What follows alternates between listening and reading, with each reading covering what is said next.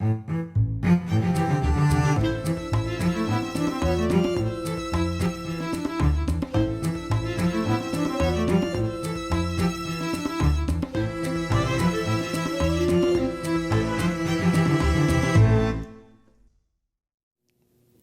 I'm Micah Halpern. Thank you for joining me today as I do some thinking out loud.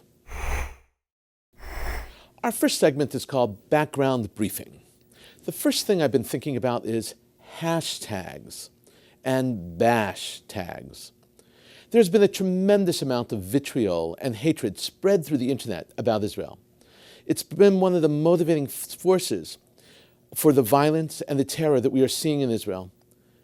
The lies all surround a myth that Israel is taking over the Temple Mount, Har HaBayit, or Haram al-Sharif, or as the Muslim world calls it in English, the Noble Sanctuary.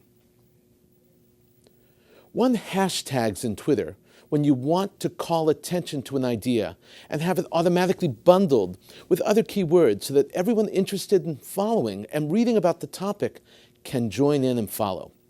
A hashtag is, of course, the number sign. In Hebrew, we call it sulamit, which means ladder because it looks like a ladder. Hashtag kill Israelis. I didn't make it up. The Palestinians did. Hashtag kill Israelis is part of a campaign that is ripping through social media: YouTube, Twitter, Facebook, Snapchat, WhatsApp, Instagram, Pinterest. You get the idea. They are filled with calls inciting violence, praising violent acts, and even how-to demonstrations on ways to enact the violence. They stay up until they're discovered and then removed from the various media. And then they reappear in different forms and formats. Tensions between Israelis and Palestinians have been revived in a way that we have not seen in many, many years. Some are calling it another intifada. Others call it a near intifada. The last intifada, which translates to mean uprising, extended from the years 2000 to 2005. Sanctioned Palestinian terror is taking on many forms: stone throwing, knife slashing, drive-by shootings, car attacks, bus attacks. Some individual Israelis are beginning to take the law into their own hands and retaliating, throwing their own stones. Terror has once again become a feature of daily life in Israel. Israelis will not be broken by the fear that deepens within them with each act of random terror inflicted on their fellow citizens. But neither are they immune to the heart-pounding, gut-wrenching feeling that it instills. And with each passing day, the Palestinian media campaign to stimulate more lone wolf attacks and instill more terror, a campaign that justifies Palestinians attacking and murdering Israelis, continues. In one video, a Palestinian Authority official, not a Hamas leader, termed the terror attack that murdered Eitam and Naama Henkin, a husband and wife, riddled their bodies with bullets as their 4 children sat in the back seat of their car. He called it a national duty. These 43 seconds are bone-chilling. دخلنا في جدل كتائب الأقصى ولا حماس. طيب للأسف الشديد أن نعود إلى تسابق وقتال ومصارعة على من قام بالعملية. ما في داعي أنا أنشر أنا عملت وأتفاخر فيها وكذا. أنا بقوم بواجبي الوطني من تلقاء نفسي اللي بقدر عليه. Hamas believes that the murder of innocent Israelis is all right, because Islam does not regard any Jewish Zionist as innocent, and so it's not murder to kill them. Fatah, the official part of the Palestinian Authority, and the party to which the PA President Mahmoud Abbas belongs, seems to agree. Israel's Foreign Ministry spokesman Emmanuel Nachshon wrote a letter to Google demanding that videos calling upon Palestinians to attack Israelis out of a sense of national pride be removed. This is what his letter says, quote, "The videos depict recent terror attacks, praise the assailants, and present Jews and Israelis in a hateful and racist manner. And since their publishing, more attacks have taken place so far." In response, Google spokesman Paul Solomon wrote, quote, "YouTube has clear policies that prohibit content like gratuitous violence, hate speech, and incitement to commit violent acts. And we remove videos violating these policies when flagged by our users. Here's another example from the campaign. This video was produced and posted by Hamas. Google took it down, but the pro-Israel site Elders of Zion, which is ironic, the name of it, was able to post it as an example of anti-Semitic, anti-Israeli hatred. It's now titled on YouTube, quote, "Disgusting video encourages Arabs to murder Jews," unquote. For the time being at least, this is permissible under the Google YouTube guidelines because it is an educational post. The video looks something like this. A young man, clearly Palestinian, with a keffiyeh around his shoulders, is squatting down watching a video on his cell phone as Palestinian boys play soccer in the old city of Jerusalem. Two actors portraying religious Jews, one wearing a talit, a prayer shawl, the other wearing a black frock and a fake hat, a black hat, walk by the kids and start pushing and kicking them. The young Arab man is seething as he watches. In the next scene, we see him, knife in hand, waiting to attack those Jews. He stabs one in the back. The prayer shawl-clad man runs, but not quickly enough. The Palestinian catches him and cuts his throat. The final slide is Arabic, proclaiming, "All for Al-Aqsa." Al-Aqsa is the mosque on the Temple Mount. Watch this short Hamas propaganda spot.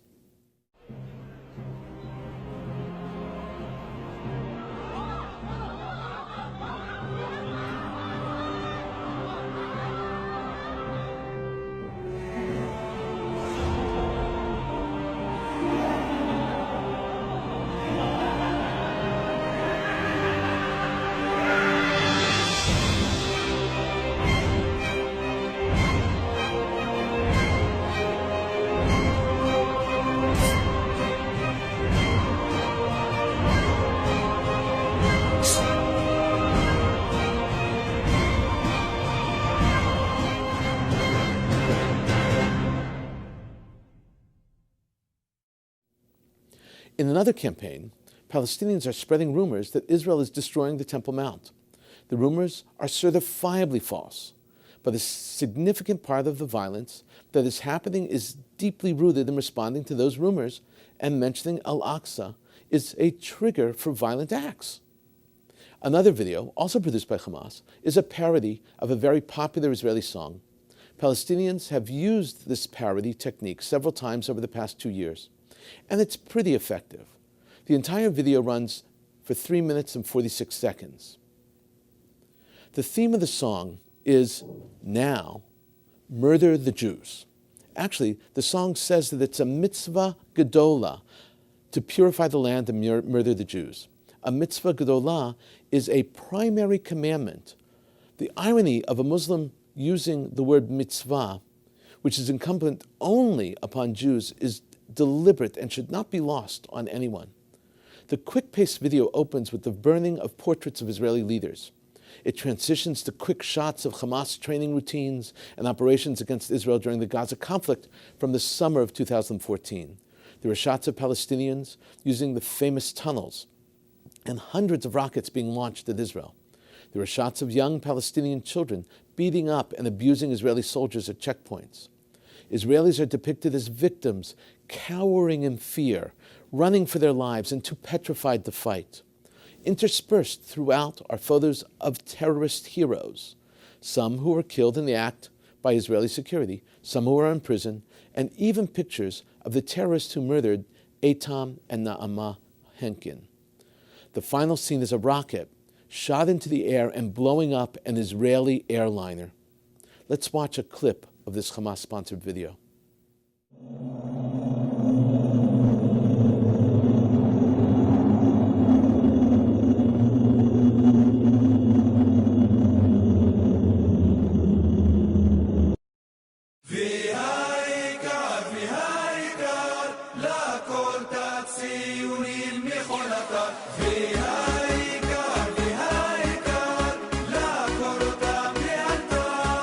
בכל מקום, כל הזמן, יש לאויבינו מגדול ועד קטן, ימים שחורים ועוד יותר, עד שחזק אם יש בהם גם ישבר את נקמתו, אלוהים ינקום בציונים הגזלנים והחוטאים, עליהם יומת אסון גדול, חיילי קסאם וגם מלאכי שמיים.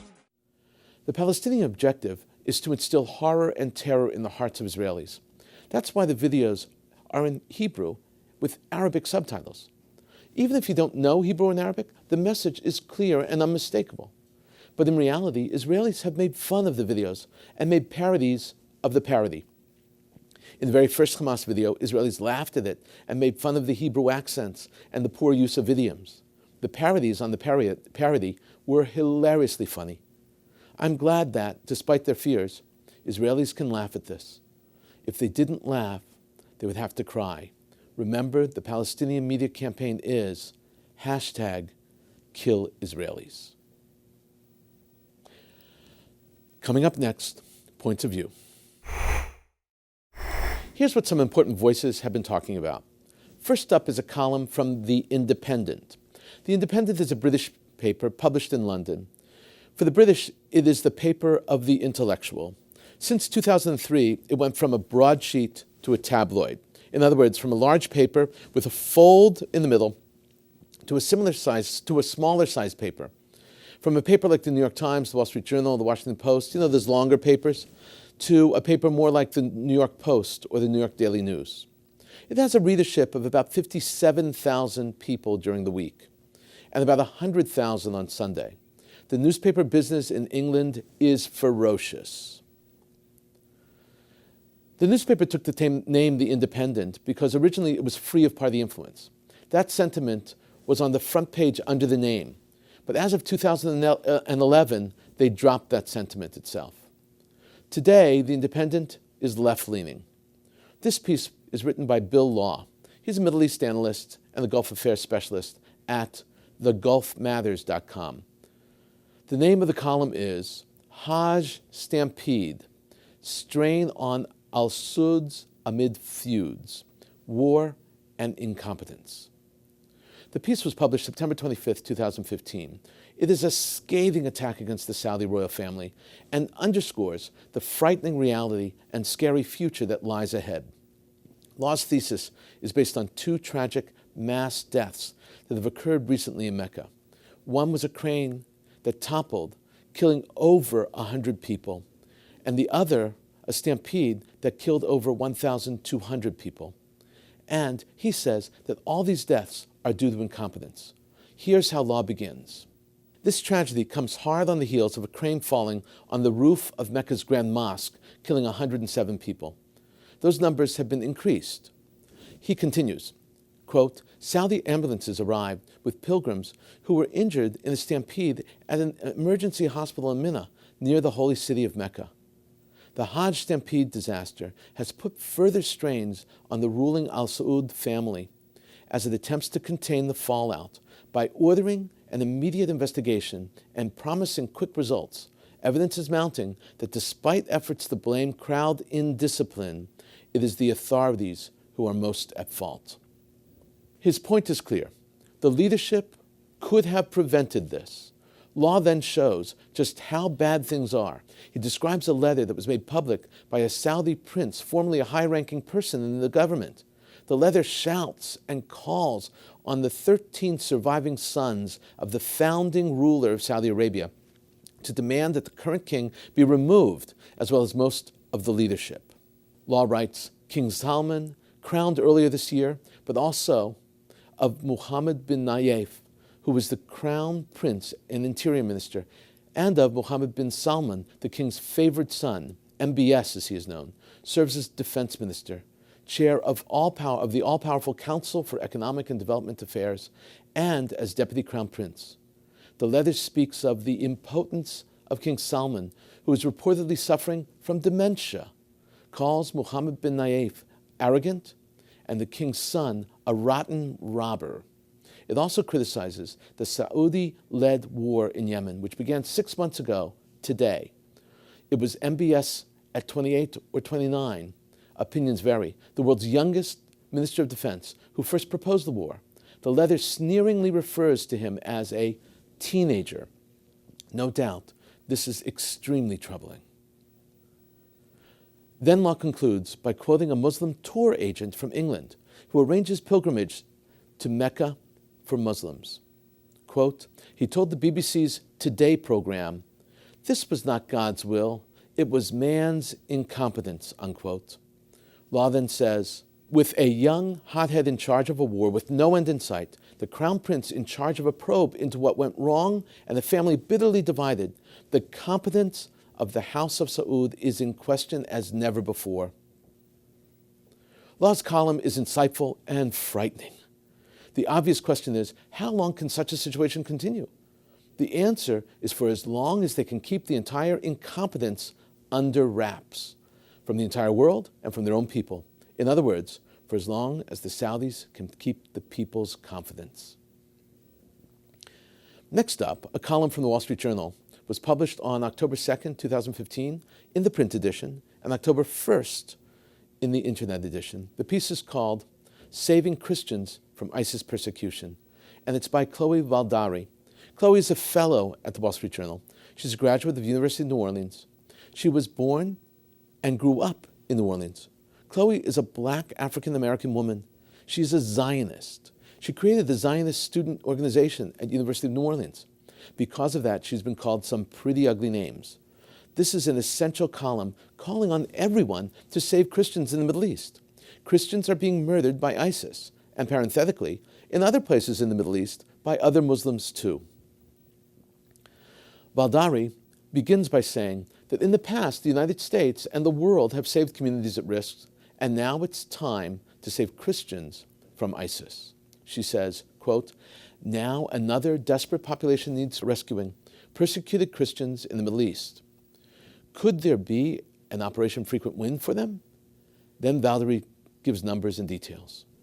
Since the rise of Islamic State, known as ISIS, about 125,000 Christians have fled the country. After ISIS took Mosul in June of 2014, the city's Christians flocked to Erbil, the Kurdish capital. In Syria, once home to nearly 2 million Christians, at least 500,000 have been displaced during 4 years of war. It is ISIS policy to kidnap and rape Christian women and girls.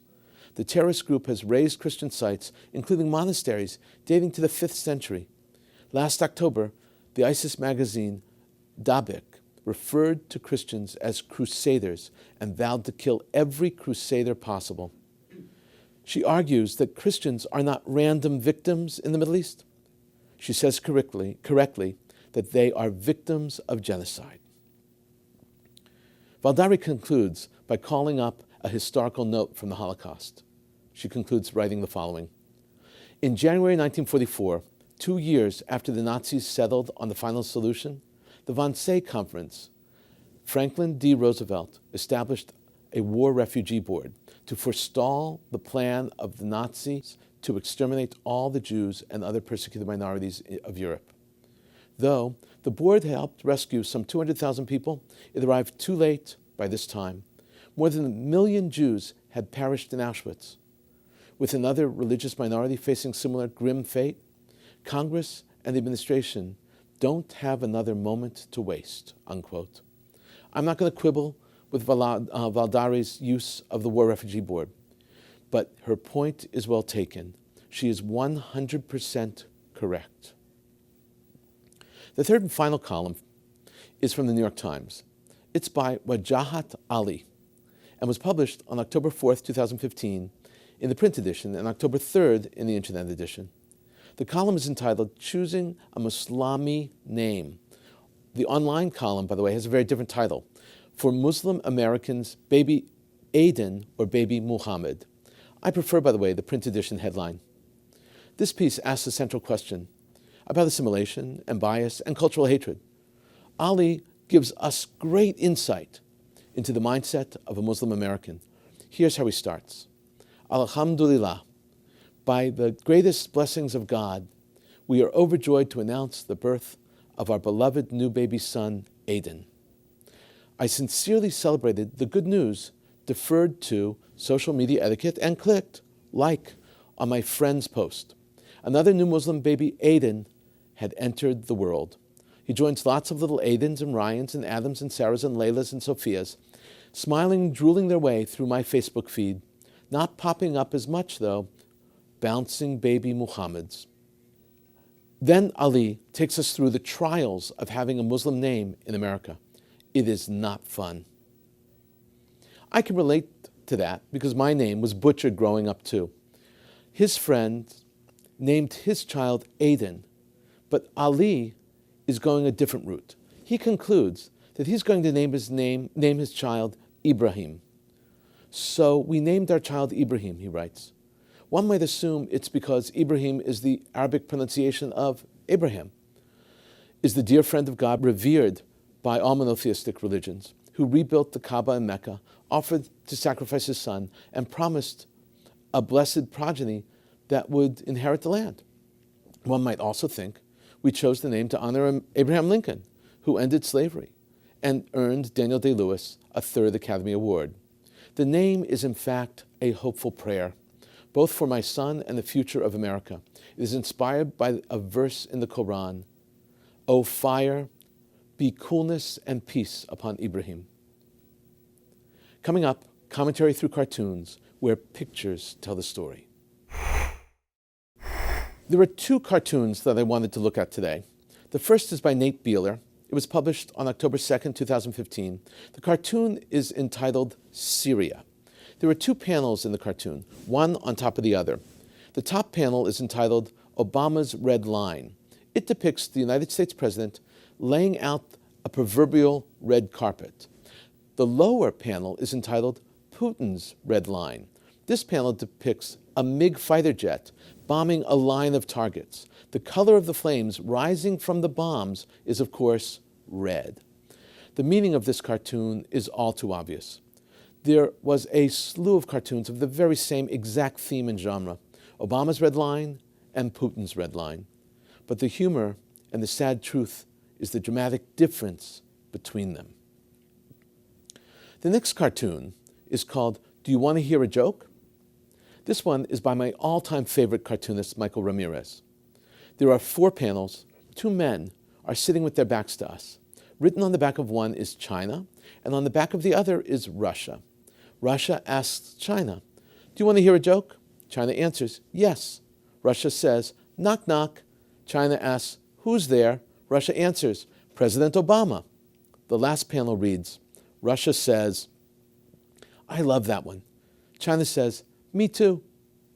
This cartoon is very funny. Seldom do I read a cartoon and actually laugh out loud. The entire point here is that Russia, China, and the entire world is laughing at Obama. In a moment, my own perspective and a few predictions. Remember Reverend Jeremiah Wright? He was the pastor of President Obama's church. Well, the other day, Reverend Wright spoke at a rally in Washington, D.C., sponsored by Louis Farrakhan. Wright said some very contentious things, especially because the name of the rally was Justice or Else. The rally was held in honor of the 20th anniversary of Farrakhan's Million Man March. Wright said that Jesus was a Palestinian. The Reverend concluded his talk by saying the following: "We are grateful to God to be able to be here and to speak a word on behalf of Palestinian justice. Palestinians are saying Palestinian lives matter. We stand with you. We support you. We say God bless you." Unquote. Wright argued that the Palestinians were the first to live in Palestine, and then Europeans came and took over the land. Wright called the Palestinians the original people in the land. Wright spoke about Palestinians, Native Americans, African Americans as people who were victims of a, quote, 3-headed demon of racism, militarism, and capitalism. What foolishness. And people actually believe this material. There is little doubt that Reverend Wright is an anti-Semite, and there is no doubt that he has a huge impact on many people who listen to him. On another topic, the New York Post ran an editorial which was stimulated by James Rosen of Fox News. The piece blasted the Iran deal in a way that claims that applying the agreement would violate U.S. law. Actually, it would violate a U.S. law that was signed into effect by Barack Obama himself in 2012. The law is called the Iran Threat Reduction and Syrian Human Rights Act. It says, according to the New York Post at least, that reducing restrictions and sanctions on Iran can only happen if Iran is removed from the State Department's list of terror sponsors and the president certifies that Iran has permanently ceased the pursuit of weapons of mass destruction. Thank you, James Rosen and the New York Post. I have been saying this for months. The only way to stop the agreement is through the courts. The courts are the most independent branch of government in the United States and the only place where there is a chance to get a fair hearing on this issue. Recently, a major change in terminology emerged out of a briefing at the State Department. John Kirby, the spokesman for the State Department, briefed reporters and told them how the U.S. views the increase of terror in Israel. Normally, the State Department would have called the terror in Israel some neutered euphemisms like events or incidents. They would also use terms like violence and acts. Until now, when Americans and Israelis were murdered by terrorists in Jerusalem and in East Jerusalem, the State Department termed the terror incidents. But on Friday, October 9th, 2015, Kirby said that the U.S., quote, condemns in the strongest possible terms violence against both Israeli and Palestinian citizens, unquote. And then the State Department spokesman said, we consider these violent acts that we're talking about specifically here acts of terror. This is terrorism, he said. Terror. He actually used the word terror. This is a huge change in the terms, one which puts the United States on the right side of this scenario. Up until now, the United States attempted to be neutral on the issue. It looks like the United States finally understands. We've been thinking out loud about a lot today. Now that you know what I've been thinking, let me know what you're thinking. Email me at micah@jbstv.org. Tweet me at Micah Halpern. Tell me what you think. Before we end, let me leave you with one piquante piece of information. I mentioned earlier that my name was often butchered, and still is to this day. My name is a biblical name, Micah. It's the name of a prophet and an entire book of the Bible. The name is also found in the book of Judges. Realize the significance in names here. Names have meanings. Biblical, Greek, Latin, and other classical societies created names with power and meaning. Isaac, let's say for instance, Yitzchak, means and she laughed from Sarah's response after being told she would have a baby in her old age. She laughed. My name means who is like God. Choosing a name is enormously powerful. Some people choose a name for the sound. Some name their children after loved ones. Some do it for the meaning that that name imparts. Thank you for thinking out loud with me, Micah Halpern. Let's think out loud again next week on JBS.